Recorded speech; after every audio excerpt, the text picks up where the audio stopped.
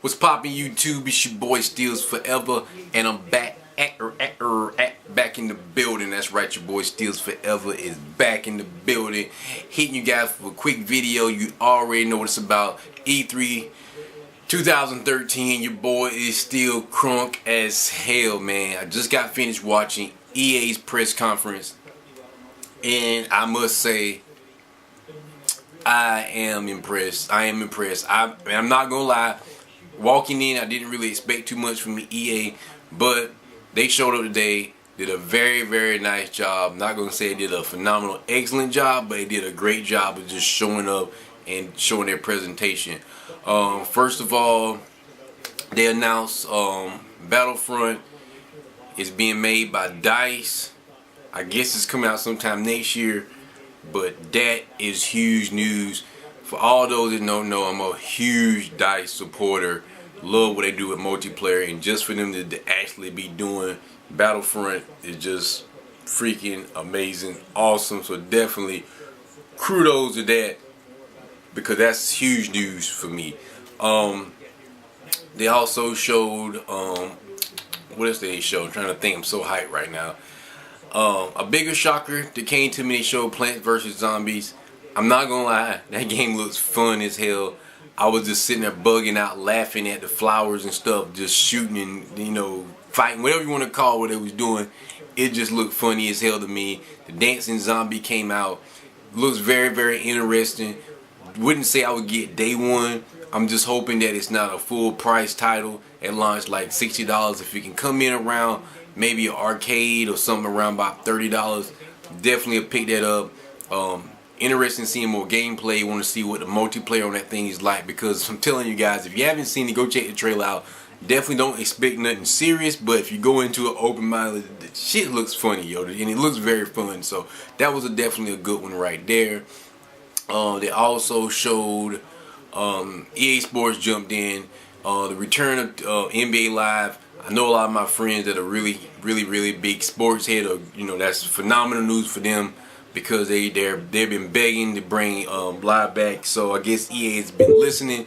So they have NBA Live 14, I guess 14 or 15 is coming back. It's going to be exclusively to the Xbox One and the PS4. So that's great news. They didn't really show any gameplay, so that's what I'm really waiting for on that. They just kind of showed trailers for a lot of these sports titles, which is really kind of odd in consideration that some of these I know they already got gameplay for. But anyway, UFC looked great. You know, I'm definitely peeping that one.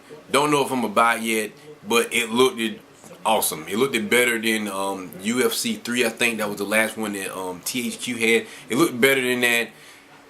Like I said, they showed trailers, so I can't really say too much about the actual hands-on of the gameplay. Hopefully we'll see more gameplay to a lot of these titles that they showed trailers to from EA. You know, but maybe later on the night or sometime this week during the course of E3. Also FIFA. FIFA's always been one of those sports that I just started getting into watching about 2 or 3 years ago, and definitely I'm a big fan of FIFA, even though I don't play the games, but FIFA looked great too as well. Also, now for its take of me, the bread and butter that really brought the house down. Before we get to that, they showed Dragon Age. They showed Dragon Age 3. You know, once again, another trailer, but the trailer itself looked very entertaining. It looked very nice, so definitely going to check that out. Play Dragon Age 1 and 2. Love Dragon Age 1. Dragon Age 2 got some criticism. Pretty good game overall. I think it was a kind of a letdown, but still was a good game though, so I'm definitely going to see what they're going to do with Dragon Age 3 now that they got the Frostbite 3 engine on a next-gen console. So definitely hoping they show some more gameplay of that during the course of E3 this week. And they also showed, gosh, right on the tip of my edge, how could I forget? They showed Mirror Edge, the return of Mirror Edge 2. For those that was afraid it was going to be Xbox One exclusive, it is not. It's coming to the PS4 and the Xbox One. So definitely that game looks amazing. It was definitely a sleeper hit, you know, on the 360 and the PS3. I think it was on PC too. It was on PC, but definitely a great sleeper hit, and they're actually coming out with that sometime next year. So that also looked great. See, Dragon Age, Mirror Edge. It's like one more game. Oh, one more game. Well, it's two more games actually, but another game that I wasn't expecting much from that really just caught my attention was Need for Speed, man. Need for Speed looks, Need for Speed looks like it's gonna be that shit. Like, I'm not gonna lie, like, I'm not really a big racing fanatic, but if I do play, like racing games, I kind of like them a little more arcadey and not so realistic, because I'm not into racing like that seriously. But so based off that, personally, like, Need for Speed caught my attention a little bit, a little bit more than even Forza, because like the graphics on Need for Speed, man, the graphics on Need for Speed Rivals was like phenomenal. The attention to detail was phenomenal. It was running at 60 frames per second. The attention to detail was phenomenal. Like, outside of just the graphics looking good, it was like the details and even the weathering system. Like, you could actually see the rain hitting and dropping. You could see, like, when the chopper came down, you could see the actual wind from the chopper actually pushing the bushes and trees in the background, even spreading in the rain, even like misting the rain around. As you could see the cars driving, shooting up the rain from the tires and the steam and everything coming in. Where that game looked phenomenal. If the sun was going down, the police was coming out, and you could see the shadows of the light flashing. That right there, that may do it. I don't know. Like, I haven't seen the whole conference yet, but as far as me getting at least one good racing game for next gen, that just might be the one I pick up. But I have to wait and see. But Need for Speed Rivals really impressed me at EA's conference. Last but not least, the main thing that steals forever was anticipating at EA's press conference.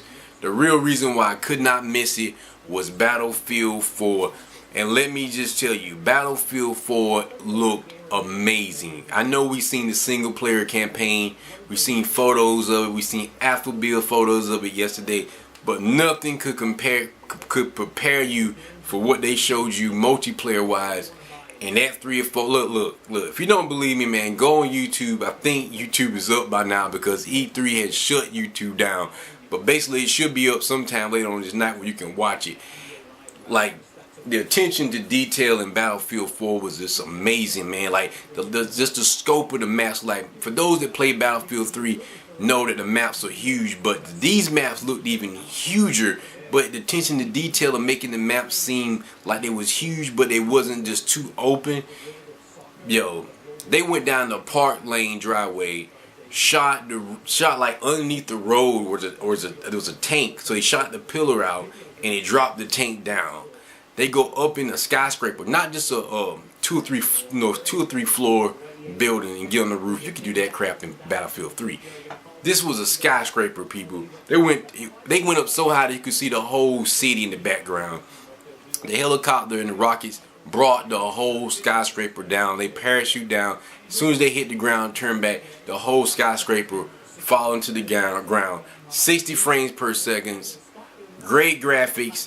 More Battlefield. Instead of 4 people in the squad, we got 5 people in the squad now. 64 players across the board. Commander mode, where you can have like one of your teammates actually, like Armor 3 for those, Armor 2 and Armor 3 that's familiar with that game on PC, where you can actually, like, have one person calling the shots, pointing things out on you, calling in missile strikes. And Battlefield 4 to me from EA stole the show. Definitely what I was looking forward to. All in all, I would give EA a strong B. Like, right, a C+, definitely a strong B. I'm gonna go ahead and give them at least like a 80, a 82, 83, man. Definitely a great showing from EA. Definitely wasn't expecting them to come like that, but it did, and I'm grateful for it. Salute. Great games. EA, it is what it is.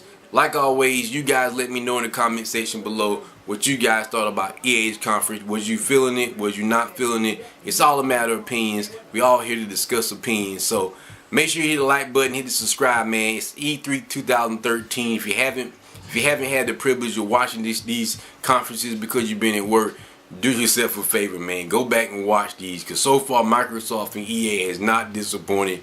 I'm finna check out Ubisoft in about 15 more minutes. So let's get it, man. E3 is here, baby. Later.